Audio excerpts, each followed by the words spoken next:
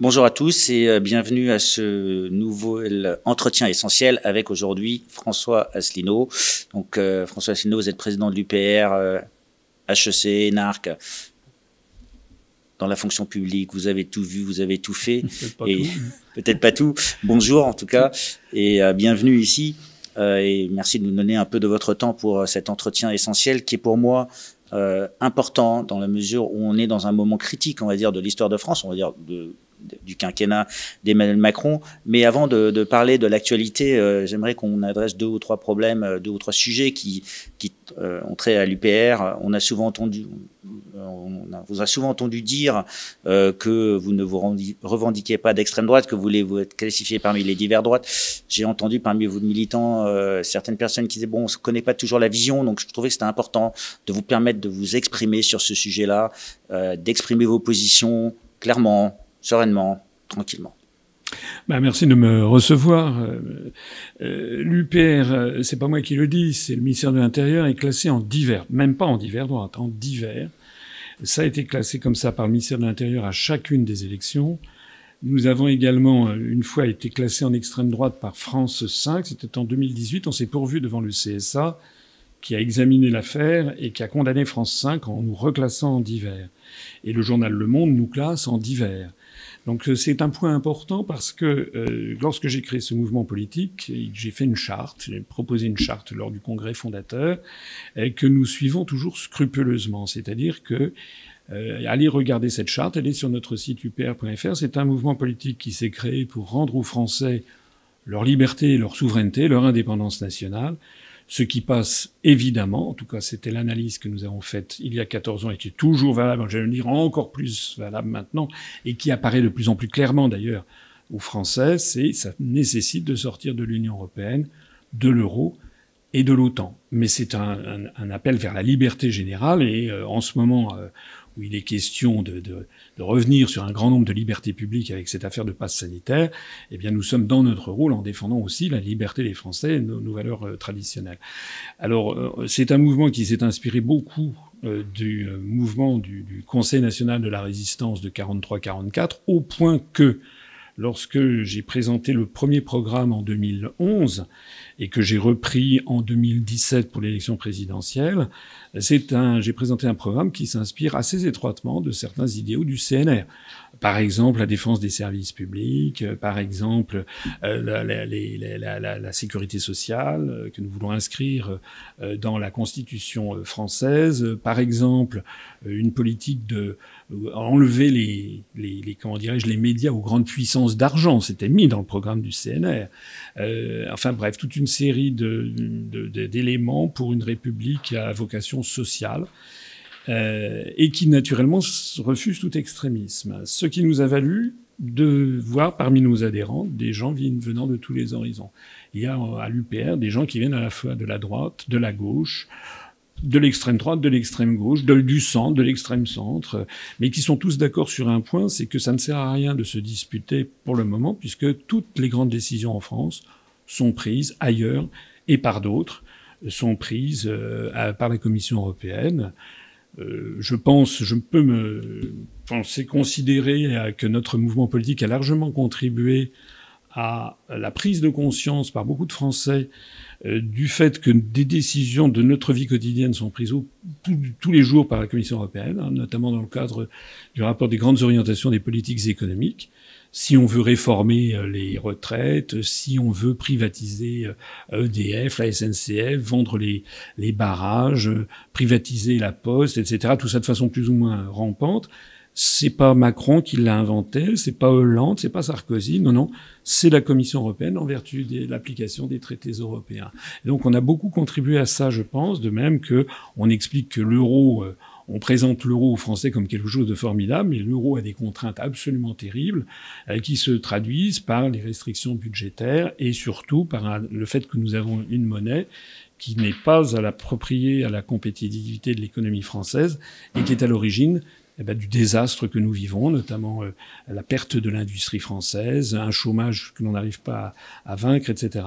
Donc on a, je pense, attiré, fait beaucoup de formation, des Français. Je pense que enfin c'est pas à moi d'en juger, hein, mais beaucoup de gens qui viennent à l'UPR nous remercient de l'effort d'éducation populaire que l'on a fait. Voilà. Donc, je trouvais que c'était important que vous puissiez exprimer justement cet élément-là, parce que quand j'ai parlé avec les gens, avec les adhérents, il y avait une forme d'incompréhension de cet élément. Donc, merci beaucoup de ces précisions. Honnêtement, je ne pense pas que ce soit nos adhérents. Je dirais plutôt que c'est le grand public plutôt qui peut se poser des questions, parce que... Vous avez raison. Oui, c'est peut-être, mais c'est un mélange des deux. Ouais, parce que, écoutez, moi, des sympathisants, on va dire, plutôt. Peut-être des sympathisants, mais ce que je vois, c'est que, enfin, vous le savez très bien, nous triomphons sur Internet. Enfin, triomphons. On a vraiment des très bons résultats. La vidéo que j'ai faite là récemment, suite à la déclaration de Macron du lundi 12 juillet, entre YouTube, Facebook, Twitter, on en est à 1 900 000 vues. C'est quand même pas rien. 2 millions, donc on est quasiment à 2 millions. On a des vidéos qui ont atteint 2,5 millions, 3 millions de vues. Pas toutes, hein, il y en a qui sont plus modestes, mais enfin, on fait quand même des scores très importants. Mon compte Twitter est suivi par tous les journalistes français de Navarre, par des ambassades étrangères, etc. Et il n'est jamais question ni de moi, ni de l'UPR. Donc on nous cache, et c'est ça qui est intéressant et que les Français doivent se comprendre, pourquoi est-ce qu'on cache l'UPR, pourquoi est-ce qu'on cache Asselineau, alors que l'on montre de prétendus opposants que l'on met en avant. Oui, on vous entend souvent dire que, en fait, les médias dominants ne vous donnent pas une part de voix qui correspondrait à ce que vous représentez. C'était pour ça que aussi je tenais à vous avoir ici et à vous donner la possibilité de vous exprimer sur ces éléments. Donc pourquoi, d'après vous? Parce que je pense qu'on gêne. Je pense qu'on gêne parce qu'on refuse tout extrémisme. Vous savez, la France, c'est un pays de nuances et un pays de juste milieu. Toujours. Hein. C'est un climat modéré. On n'est pas l'Europe du Nord, on n'est pas l'Europe du Sud. C'est un pays qui, les Français ont comme ça des bouffées révolutionnaires, des bouffées ils se mettent en colère, ça leur arrive. Mais au total, c'est quand même un pays qui aime le juste milieu. Et d'ailleurs, les élections se gagnent toujours au centre, hein, en France. Voilà. Il suffit que quelqu'un ait l'étiquette extrême gauche ou extrême droite, pour être certain qu'il ne sera jamais élu. On l'a encore vu, d'ailleurs, lors des résultats, là, au régional, avec Madame Le Pen. Que cela soit juste ou pas juste, etc., il n'en demeure pas moins, par exemple, pour elle, qu'elle a l'étiquette d'extrême droite, et vous n'aurez jamais une majorité de Français qui voteront pour un mouvement politique qualifié d'extrême droite, ou extrême gauche d'ailleurs. Alors évidemment, c'est extrêmement pratique. Vous savez, c'est comme en psychanalyse, ce qu'on appelle le mauvais objet. C'est-à-dire qu'il suffit, et on a compris ça, c'est des Américains qui ont découvert ça depuis maintenant des décennies entières, il suffit d'avoir un système électoral qui promeut quelqu'un qui est un bon candidat de premier tour parce qu'il a des propos démagogiques, tribuniciens, comme on dit, c'est-à-dire il se met en colère, etc. Donc il attire à lui la colère des gens. Et puis ça, c'est le premier tour, donc on va le mettre en avant. Et puis au deuxième tour, à ce moment-là, c'est le système, vous savez, il faut faire barrage, et on fait élire qui on veut. Voilà, on a fait élire la famille Le Pen, la SARL Le Pen, comme je l'appelle, depuis maintenant des décennies entières, sert à faire élire le candidat qui lui sera opposé au deuxième tour. C'est extrêmement pratique. Donc c'est parce que vous gênez, mais vous gênez pourquoi? Parce que vous mettez en avant les erreurs, vous mettez en avant une idéologie qui est divergente. Je crois, enfin c'est un peu immodeste de ma part de le dire, mais je crois aussi que je suis, de tous les candidats qui se présentent à l'élection présidentielle, qui se sont présentés en 2017 et en 2022, je crois qu'on peut, sans forfanterie, dire que je suis un de ceux qui connaissent le mieux l'appareil d'État et qui connaît le mieux les sujets dont il parle. Voilà. Moi, je suis l'une des responsabilités majeures d'un chef d'État, c'est quand même les questions internationales, les questions de géopolitique, les questions de l'histoire de la nation, et puis d'avoir des grandes idées sur les questions économiques et financières. Bon, et bien, il se trouve que j'ai toutes ces expériences. En 2017, comme en 2022, je mets au défi de savoir quels seront parmi les candidats des gens qui, comme moi, ont eu l'occasion de rencontrer Jean-Paul II, de dîner avec l'empereur du Japon, avec Nelson Mandela, avec le président, le premier ministre de Malaisie, le président du Brésil, etc. Alors, mais ça, c'est de l'entre-gens, on va dire. Non, c'est pas l'entre-gens. Ça veut dire que j'ai accompagné Mitterrand, Balladur, Jacques Chirac dans de très nombreux voyages à l'étranger et j'ai vu de mes yeux ce que c'est. Donc ça, c'est l'expérience plutôt, alors. C'est fondamental. Le problème de Macron, si vous voulez, c'est qu'il a été élu, il n'avait aucune expérience internationale. Et contrairement à ce que les médias essaient de faire croire, il n'a fait que des bourdes diplomatiques effarantes. effarante. On pourrait dresser une liste complète des problèmes diplomatiques. D'ailleurs, la France est complètement démonétisée.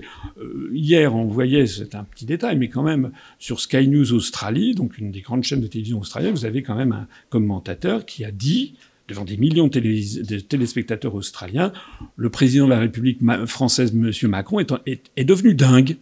Comme ça. Alors, il parlait de l'affaire du pass sanitaire, mais enfin, le voyage de Macron en Australie avait laissé un souvenir cuisant parce qu'il avait fait des impairs, mais il en a fait un petit peu partout. Bon, c'est pas le sujet, mais ce que je veux dire par là, c'est que je pense que si j'étais quelqu'un de fantaisiste, qui disait n'importe quoi, on me mettrait assez volontiers en valeur.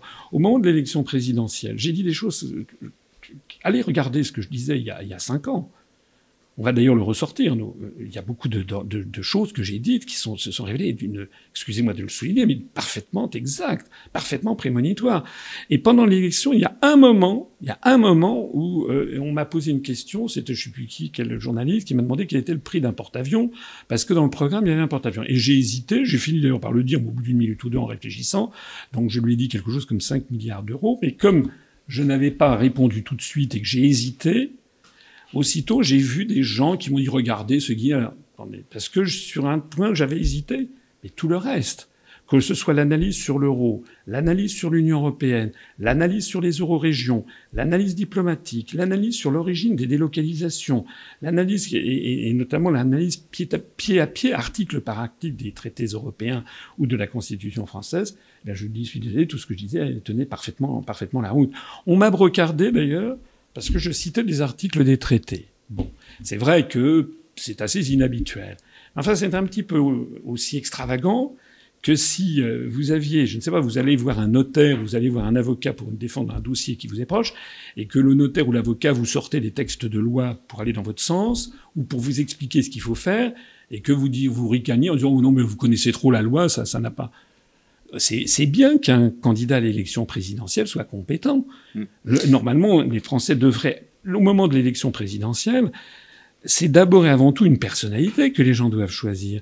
Pourquoi est-ce qu'il fait ça? Pourquoi il s'est engagé? Quelle est sa connaissance des dossiers? Quelle est son expérience professionnelle? Quelle est également la confiance qu'on peut lui faire?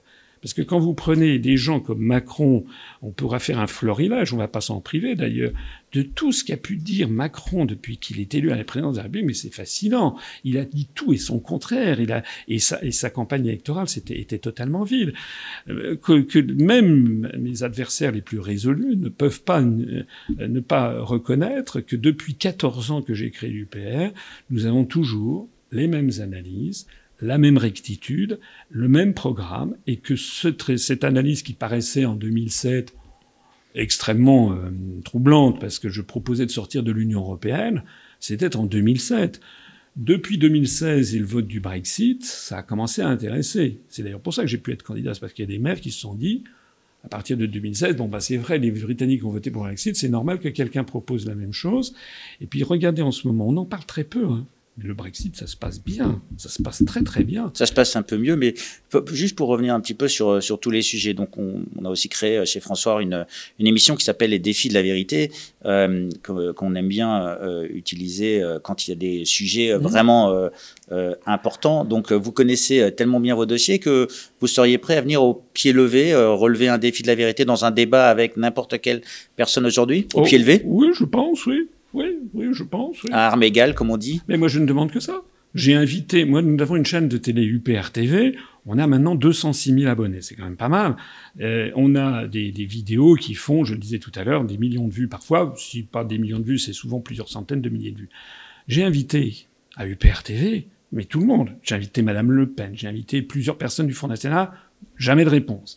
J'ai invité Mélenchon, Adrien Quatennens. Jamais de réponse. J'ai invité les gens du PS. Jamais de réponse. Voilà. Alors il y a des gens qui ont répondu. Nous avons eu le plaisir de recevoir Henri Guénaud, Marc Toiti, dans des champs différents. Bon, l'évêque de Fréjus, Monseigneur Ray, un écrivain. On a reçu également Gilles Casanova, qui est un ancien du MRC. On a reçu Jean-Frédéric Poisson, Jacques Cheminade. On a reçu, il y en a que j'oublie parce qu'on en a reçu quand même beaucoup, Julien Aubert des Républicains. On essaie d'élargir ça. Mais l'expérience montre que souvent, les gens n'osent pas trop venir me débattre avec moi. Et d'ailleurs, que les gens aillent voir les débats que j'ai eus. Vous verrez que ça mérite de les voir. Ça mérite de les voir. Donc, dans le cadre justement de ces émissions, donc il y a quand même un point que j'aimerais bien aussi vous poser. On a vu que vous aviez eu de par les journalistes des tracas judiciaires. Vous en êtes où aujourd'hui? D'ailleurs, c'est la question qui fâche peut-être, mais je pense que c'est important. J'avais déjà eu l'occasion de répondre ici parce que j'avais été invité auparavant au moment où justement le défi de la vérité. Écoutez, il y a une affaire qui est en cours. Il y en a, paraît-il, pour des années. Bon. Très bien, on va attendre que ça se passe. J'ai déjà eu l'occasion d'expliquer, vous trouverez sur notre chaîne UPR TV la réponse que j'ai faite. J'ai expliqué tout ce qui s'était passé, pourquoi j'estime qu'il n'y a absolument rien dans le dossier. D'ailleurs, un certain nombre de confidences que m'ont faites les policiers de la police judiciaire. Ce que je vois, c'est qu'on m'a mis en examen à un moment très opportun. Voilà. Et qu'en réalité, si j'étais la personne qu'on a décrite, il y aurait eu des quantités de plaintes. Non, il n'y a rien. D'ailleurs, vous avez remarqué que les médias, après m'avoir beaucoup attaqué là-dessus, moi je suis désolé de le constater, mais il y a des fuites énormes qui opèrent entre la police judiciaire et les médias. S'il y avait un gros dossier, je pense que les médias s'en seraient délectés. Or, ils ont fait maintenant l'omerta, et maintenant c'est une autre stratégie à mon égard. On ne parle plus jamais d'Asselineau. J'observe par ailleurs que quasiment tous les candidats à l'élection présidentielle, à un moment ou à un autre, se ramassent des mises en examen, et sans compter le ministre de la Justice lui-même, qu'on n'a jamais vu ça, qui est mis en examen. Mais enfin, je vois en tout cas que moi, je n'ai jamais été condamné, à la différence, par exemple, de M. Zemmour, qui a été plusieurs fois condamné pour incitation à la haine raciale, par exemple, ou d'autres personnalités qui sont mises en examen. Je suis très confiant sur la suite des événements. Merci, François Asselineau, pour ça. Donc, le 12 juillet, le président Macron a fait quelques annonces, on va dire, importantes. Le pass sanitaire, la vaccination obligatoire pour certains groupes de personnes. Les Français étaient en état de choc. Vous avez pris ces annonces comment? Un peu comme tout le monde. Moi aussi, j'ai été quand même extrêmement choqué parce qu'il y avait quelque chose de... Je pense que c'est une date un petit peu historique parce que là, on a l'impression que la France est en train de basculer dans autre chose. On est en train de se rendre compte qu'avec Macron, la France est en train de... n'est plus la France. J'ai comparé, j'ai fait justement la vidéo que j'ai faite juste après. Il y a dans le monde actuellement 2 États au monde qui imposent la vaccination obligatoire à leurs citoyens. 2 seulement, le Turkménistan et le Tadjikistan. Voilà. Qui sont 2 dictatures féroces. Il y a ensuite plusieurs États qui ont un système comme ce que veut Macron, c'est-à-dire non pas une vaccination obligatoire stricto sensu, mais un système, des obligations telles que ça rend la vie impossible aux gens s'ils ne sont pas vaccinés. Et en l'espèce, c'est l'Arabie Saoudite et puis le Pakistan. J'ai oublié, il y a un 3e État qui impose l'obligation vaccinale à tout le monde, c'est le Vatican. Enfin, c'est un peu un détail. Voilà. C'est-à-dire que Macron, qui ne cesse que de parler de la politique européenne, d'unifier les questions européennes, avec M. Clément Beaune, le secrétaire d'État aux Affaires européennes, qui passe son temps à donner des leçons de démocratie aux uns et aux autres. Eh bien, regardez ce qui se passe ailleurs. Dans l'Union européenne, ça n'existe nulle part ailleurs, l'idée d'un pass sanitaire. Ça a même été abandonné en Grande-Bretagne. Voilà, ça a été abandonné. Il y a une tentative au Royaume-Uni, une tentative à Moscou par la municipalité de Moscou, qui avait profité d'un déplacement à l'étranger de Vladimir Poutine. Le maire de Moscou avait imposé ça, une espèce de truc un peu bizarre, des luttes de pouvoir à l'intérieur du pouvoir russe. Au bout de 3 semaines, ils ont dû abandonner. Et moi, je pense que d'ailleurs là, on va vers une pantalonnade. C'est à mon avis, parce que je suis quand même confiant dans le fait que la France, c'est quand même pas rien, la France. C'est un pays qui a quand même, depuis Clovis, 1500 ans d'âge, 1000 ans depuis l'élection de Hugues Capet au trône de France à Noyon, la fondation de la dynastie capétienne, et puis 230, 240 ans depuis la Révolution française. On a quand même, dans le peuple français, dans la profondeur du peuple français, des ressorts. Mais je suis quand même inquiet de voir à quel point on a aussi dans l'histoire de France des périodes d'abandon, comme disait De Gaulle, l'esprit d'abandon et d'esprit munichois ou d'esprit pétainiste. Hein. Il y a quand même une majorité de l'Assemblée nationale, enfin des parlementaires. C'était d'ailleurs la Chambre du Front populaire qui a voté les pleins pouvoirs à Vichy, à Pétain. C'est une majorité de gauche. Moi, quand je vois le Parti socialiste aujourd'hui réclamer la vaccination obligatoire pour tous, pour une maladie dont j'ai regardé ça hier. Le Covid-19 aujourd'hui en France représente 1,1% des décès quotidiens. C'est-à-dire que 98,9% des décès quotidiens, c'est autre chose. Ben, c'est quand même incroyable. Et si les gens veulent absolument un pass sanitaire en fonction du fait que vous soyez ou non vacciné, ben, il va falloir étendre ça à tout le monde. Il faudrait, par exemple, pour aller dans un McDonald's, avoir montrer vos analyses de sang, et si vous avez, ben, je sais pas, si vous avez trop de cholestérol ou de diabète ou je sais pas quoi, ben, vous êtes interdit d'aller au McDo. Enfin, jusqu'où ça va aller ce truc-là. C'est d'autant plus absurde qu'on sait que les gens qui sont vaccinés transmettent le variant Delta. Donc le pire, c'est qu'étant vaccinés, ils vont aller partout, et comme ils sont vaccinés, ils estiment ne pas avoir à porter de masque, et ils vont répandre le variant Delta. Donc tout ça est absurde. Et moi, ce que je trouve encore une fois incroyable dans toute cette histoire, c'est que on ne fait pas, le gouvernement français, qui a toujours à la bouche de faire des comparaisons au détriment de la France internationale, hein, on est toujours les derniers des derniers, il faut toujours prendre exemple sur les États-Unis, l'Allemagne, etc.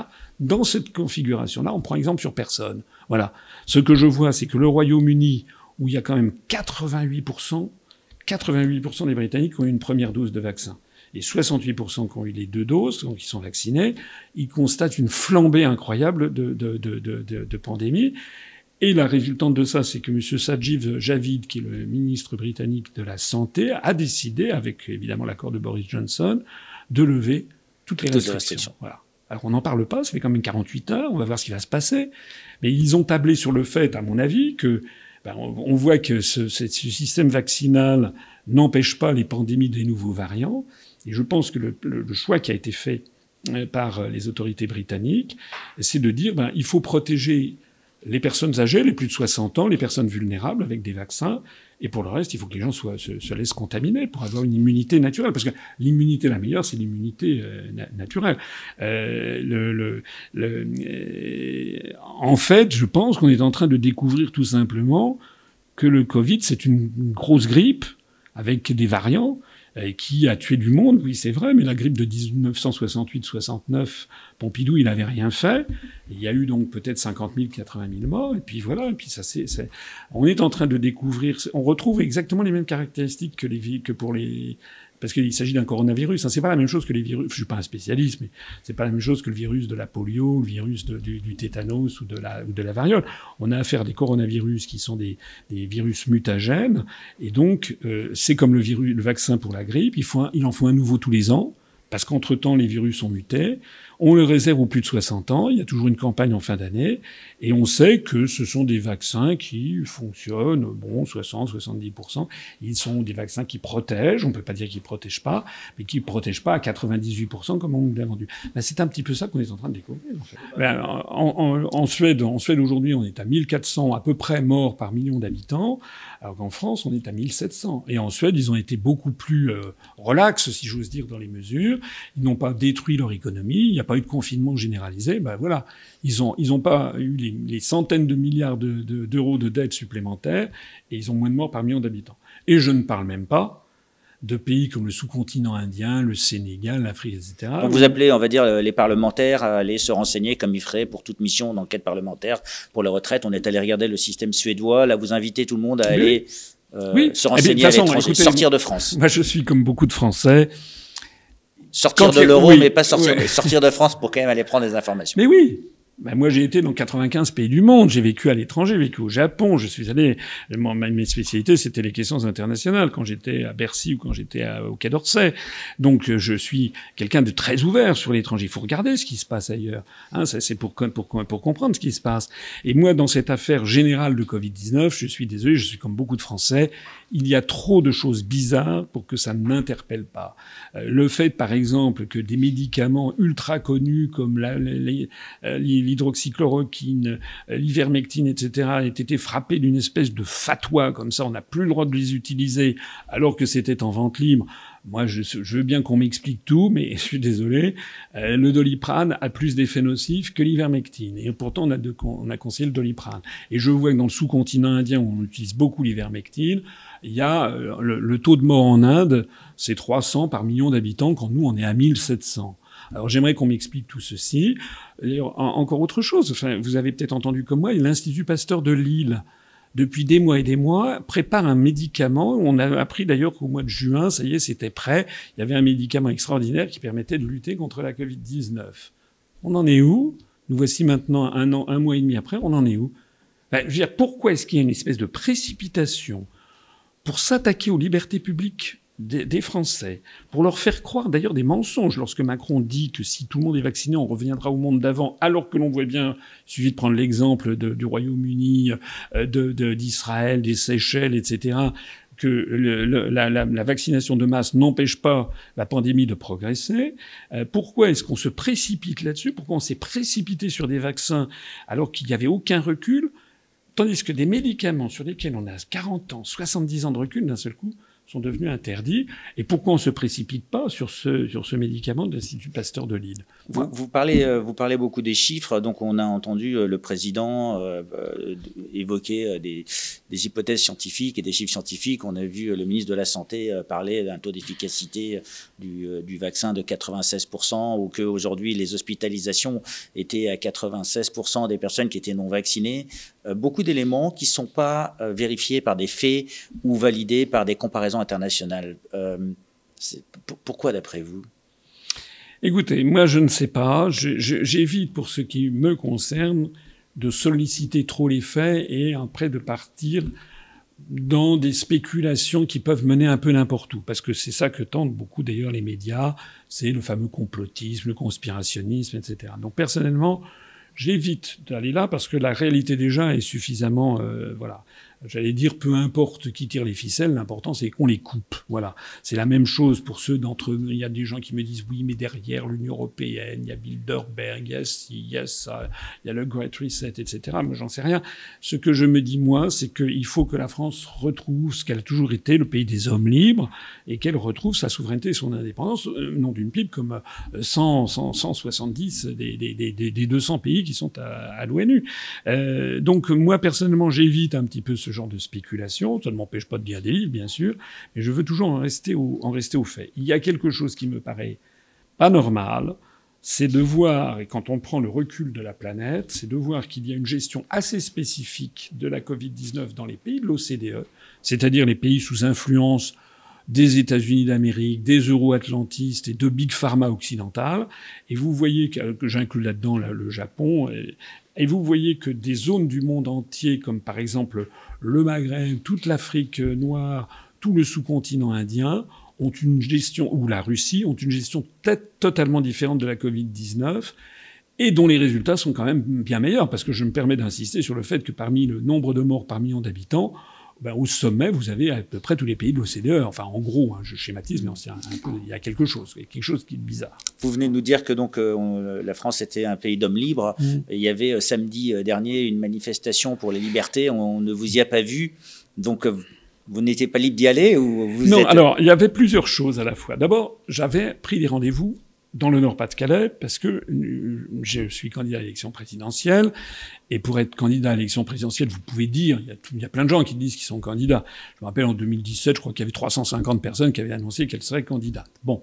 Et ça, c'est une chose de le dire, c'en est une autre que de le réaliser, c'est avoir des parrainages. Donc j'avais pris des rendez-vous, je parle pas la première ni la dernière fois, pour aller voir des maires, et un certain nombre de nos militants en cherchent depuis maintenant 2 ans. Bon.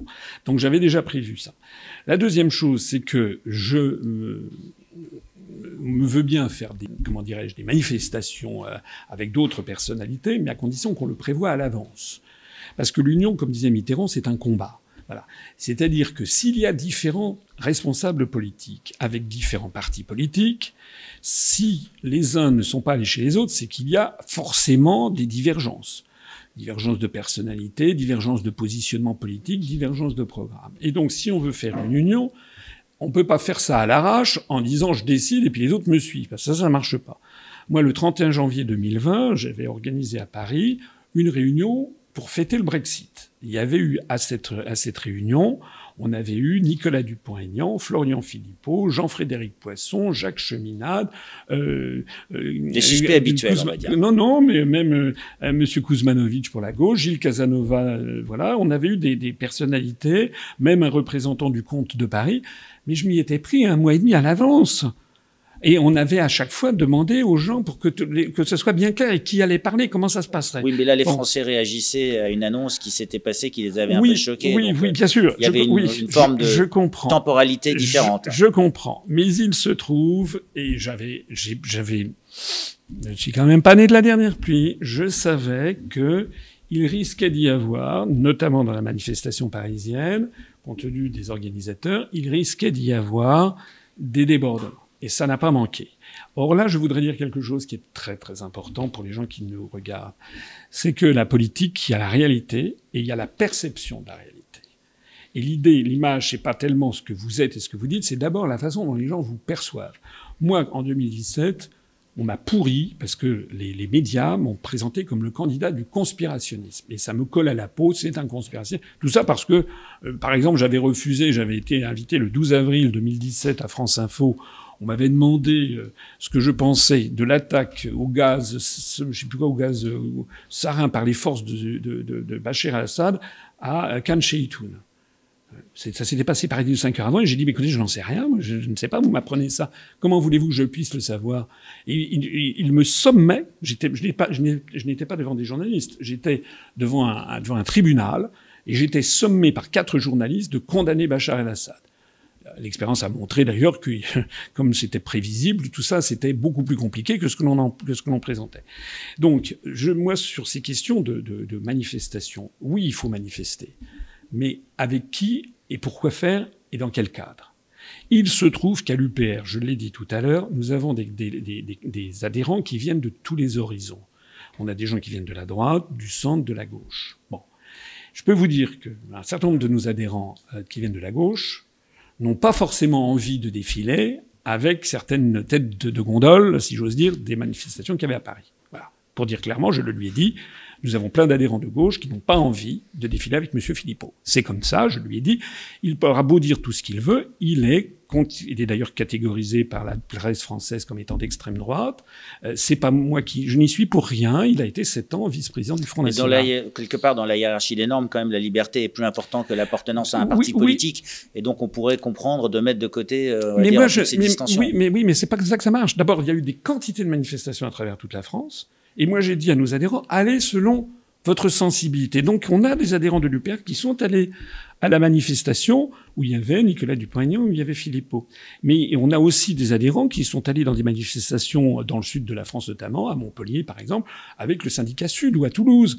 Et puis voilà, donc nous on essaye de... Moi, je ne veux pas tirer... On ne veut pas tirer à nous cette affaire. Cette affaire, elle est vraiment trop grave. Moi, personnellement, je suis allé à Lille dans une manifestation qui était très bon enfant.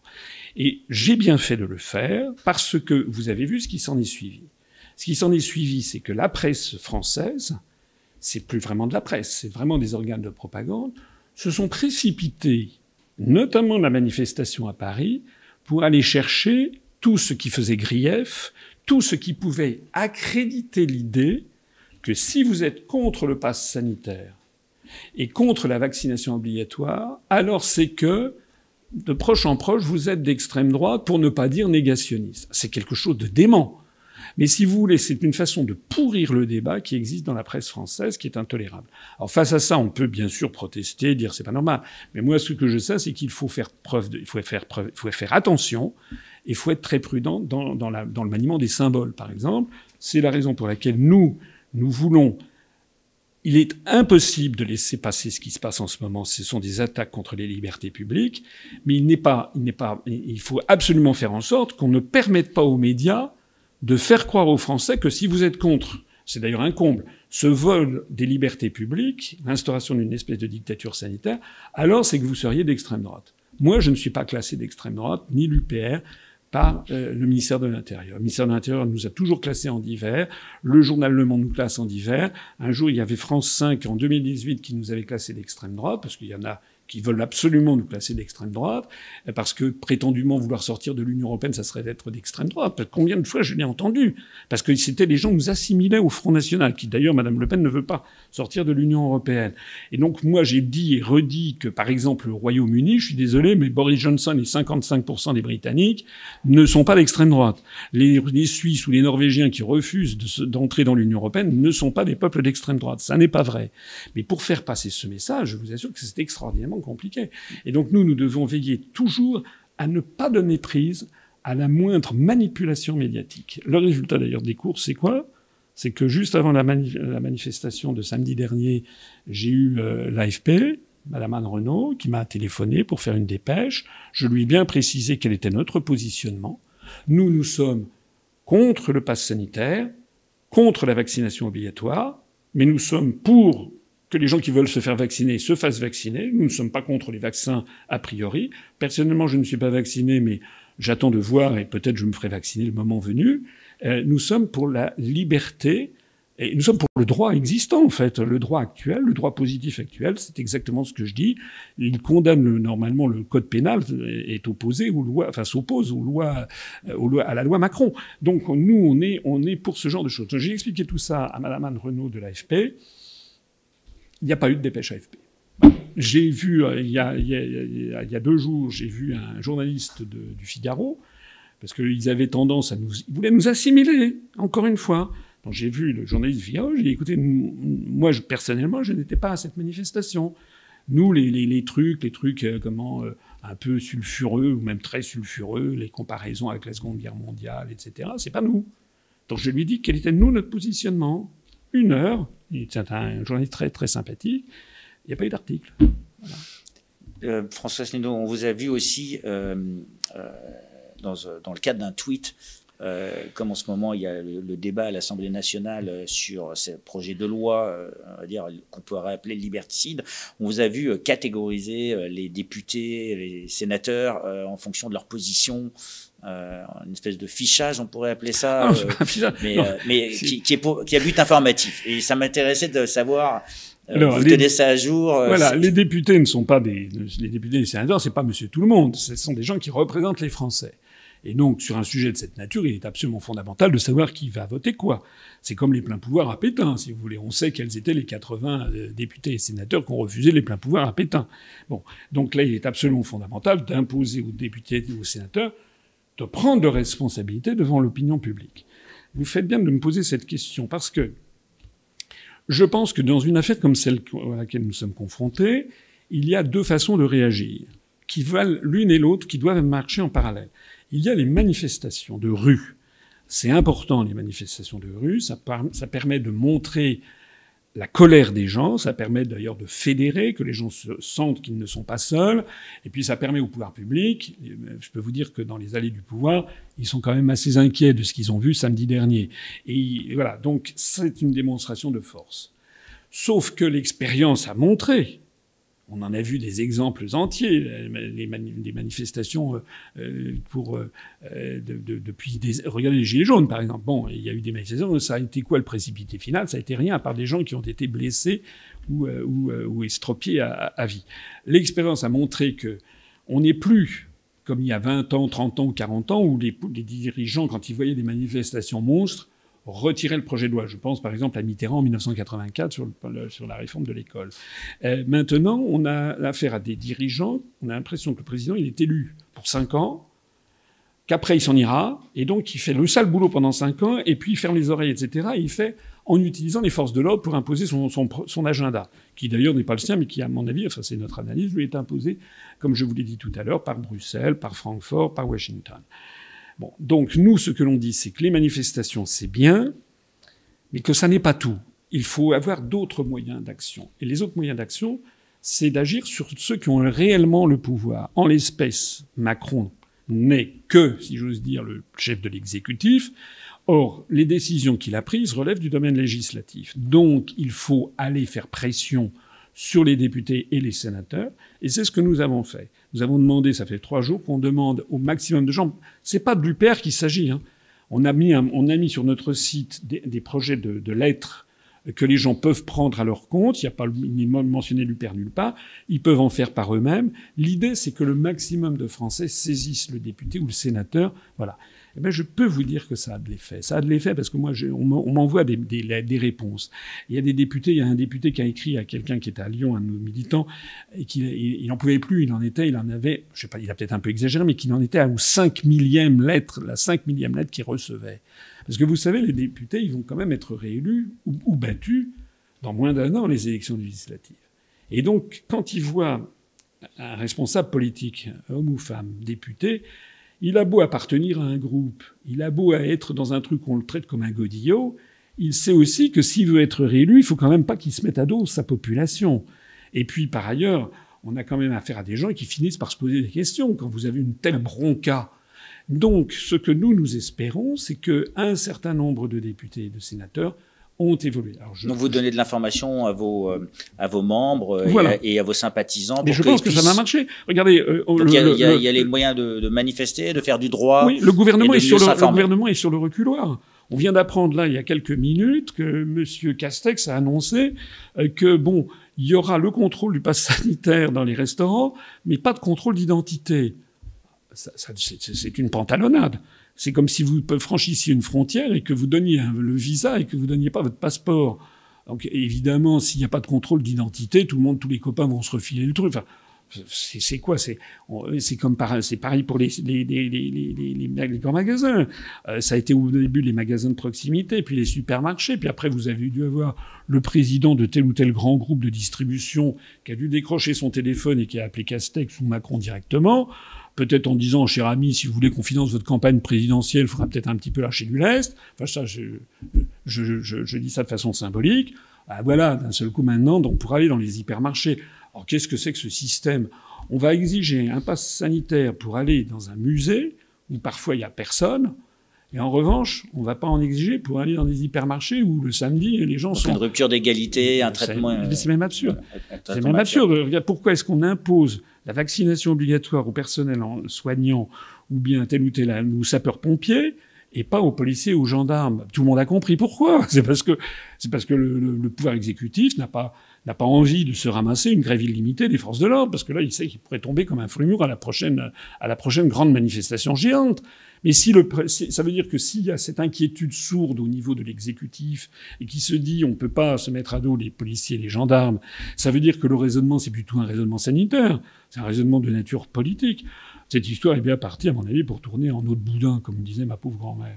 Donc, pas de participation à la manifestation samedi. Vous avez expliqué pourquoi. Mais participation comment dirais-je, moi j'étais à Lille et on a eu beaucoup de nos adhérents qui sont allés dans les manifestations, y compris celle de Paris, mais dans toute la France. Et d'ailleurs, s'il y en a samedi prochain, je dirais la même chose. Il faut que nos adhérents, en fonction de leur sensibilité, ils aillent dans toutes ces manifestations, tout en se gardant quand même de tout ce qui peut donner matière aux grands médias pour discréditer cette révolte légitime. Donc il y a une approche, on va dire, assez rigoureuse de la manière dont vous voulez gérer la communication, parce que votre expérience vous a prouvé que vous aviez eu, ça vous a attiré plus de problèmes que d'avantages.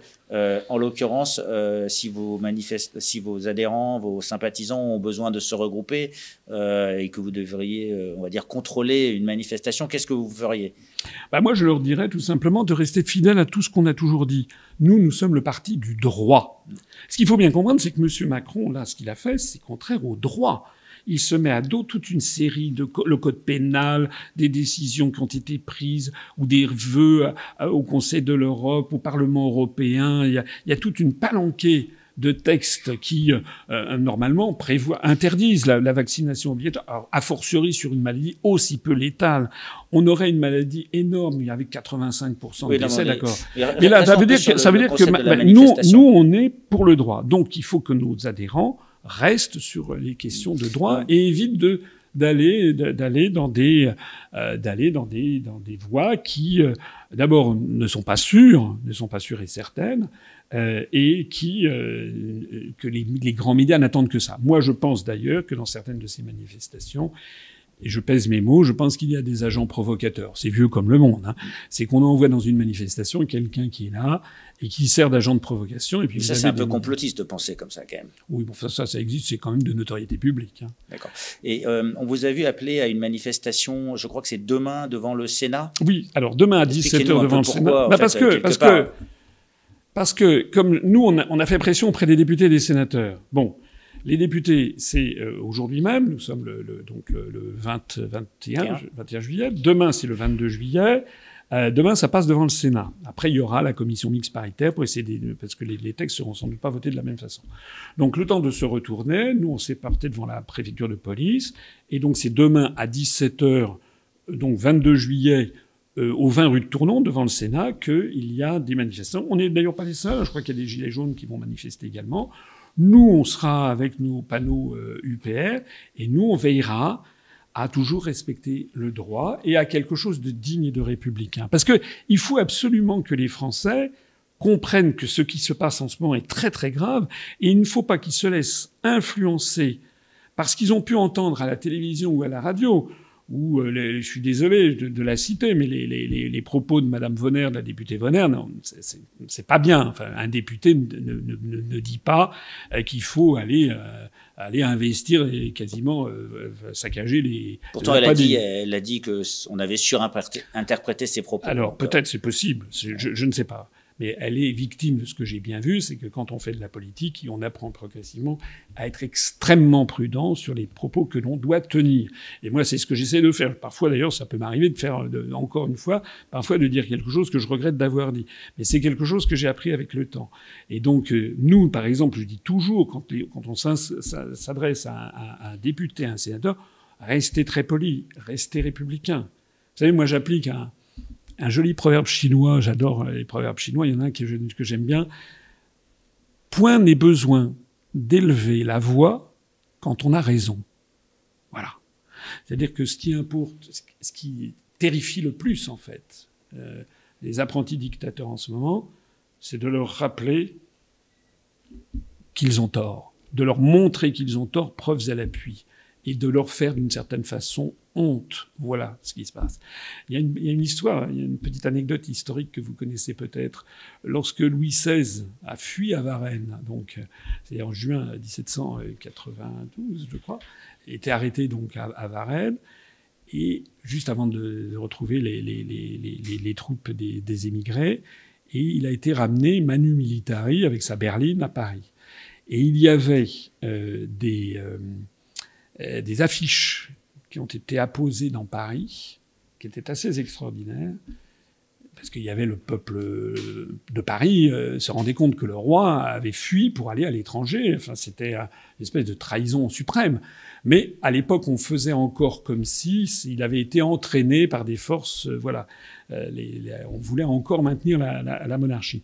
Et donc, lorsqu'il est revenu à Paris, les autorités ont fait publier des affiches où il y avait marqué « Quiconque applaudira sera battu, quiconque sifflera ou huera sera pendu ».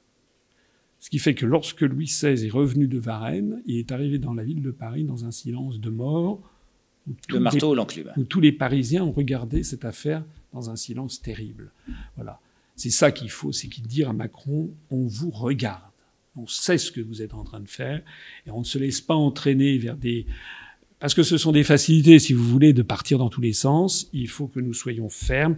Le peuple français ne va pas laisser transformer la République française en une dictature. Voilà, point barre. François Luneau, peut-être une dernière question. Vous êtes énarque, vous avez fait de la politique, vous avez fini parmi les meilleurs.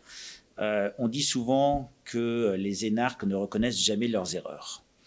Est-ce que si jamais vous faisiez une erreur, vous la reconnaîtriez devant nous et comment vous la reconnaîtriez? C'est difficile de reconnaître ces erreurs, je le reconnais, mais quelque part, oui, c'est peut-être alors nécessaire. Vous savez, alors d'abord, je pense que les énarques sont quand même très différents les uns des autres. D'ailleurs, la preuve, je suis quand même assez différent de Macron, il est de mon corps de l'inspection générale des finances. Je parlais dans le concept des messages qui sont délivrés avec des fausses données qui sont données, des messages qui sont parfois contradictoires. C'est juste. Ça nous est arrivé, ça a pu m'arriver. Moi, vous savez, j'applique encore une chinoiserie, c'est Confucius qui dit « La seule véritable erreur, c'est de ne pas corriger ses erreurs ».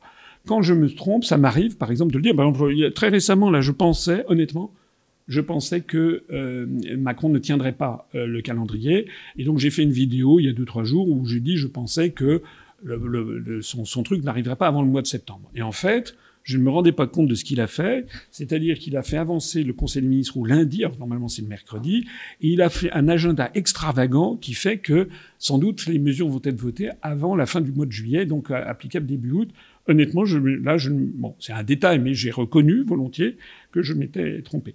Je peux peut-être aussi faire un mea culpa plus général. Par exemple, c'est que en 2017, au moment de l'élection présidentielle, c'était important que je le fasse, mais je me suis surtout présenté comme le candidat du Frexit. C'était important pour que les gens me reconnaissent. Mais en faisant ça, j'ai plutôt insisté sur un moyen que sur une fin. Et donc, il y a des gens, évidemment mal intentionnés, qui ont fait croire que mon seul programme, c'est que j'étais un débile mental, et que le seul programme que j'avais, c'était de sortir de l'Europe, voilà, que c'était mon seul et unique programme. J'avais un des programmes les plus détaillés de tous les candidats, et surtout le programme qui est applicable, parce que les autres candidats vous présentent des programmes qui ne sont pas applicables dans le cadre de l'Union européenne, dont ils ne veulent pas sortir. Donc j'avais tout un programme extrêmement détaillé, mais la focalisation que j'avais faite, il faut dire que j'avais aussi très peu la parole, a pu donner à penser aux gens que finalement la question européenne était la seule qui me préoccupait, que je ne me préoccupais pas des questions de sécurité, d'immigration, de l'agriculture, de l'industrie, etc., etc. Donc vous êtes prêt, on va dire, dans le cadre de discussion, à les reconnaître et à les accepter, absolument. Parce que ça fait partie de l'apprentissage. Absolument, ça fait partie de l'apprentissage. Ça n'a pas eu que des inconvénients, parce que maintenant c'est quand même de notoriété publique. J'ai créé un parti politique il y a 14 ans pour sortir de l'Union européenne, même s'il y a eu des imitateurs ensuite. C'est quand même celui que j'ai créé il y a 14 ans à une époque héroïque, parce que je peux vous dire que tout le monde me considérait comme un hurluberlu à l'époque quand j'avais fait ça. Mais je reconnais, et là par exemple pour 2022, j'axerai ça beaucoup plus sur les objectifs que l'on veut atteindre, parce que c'est un moyen, la sortie de l'Union européenne. L'objectif, c'est d'abord, par exemple, d'arrêter les délocalisations industrielles, d'arrêter la perte de substance de la richesse française. Ça pourra faire l'objet d'un autre. Oui, c'est par exemple aussi les questions d'immigration. Les questions d'immigration, tant qu'on est dans Schengen, on ne maîtrisera pas nos flux migratoires. C'est aussi simple que ça. Donc ça, ce sont des choses sur lesquelles je vais beaucoup plus insister sur les objectifs finaux. Écoutez, donc François Asselineau, merci beaucoup de nous avoir donné du temps pour cet entretien essentiel. Merci à tous de nous avoir écoutés. Tout ce qu'on peut retenir, c'est quand même que votre expérience vous amène à beaucoup de rigueur et que c'est ce que vous aimeriez que le gouvernement applique pour le bien-être des Français.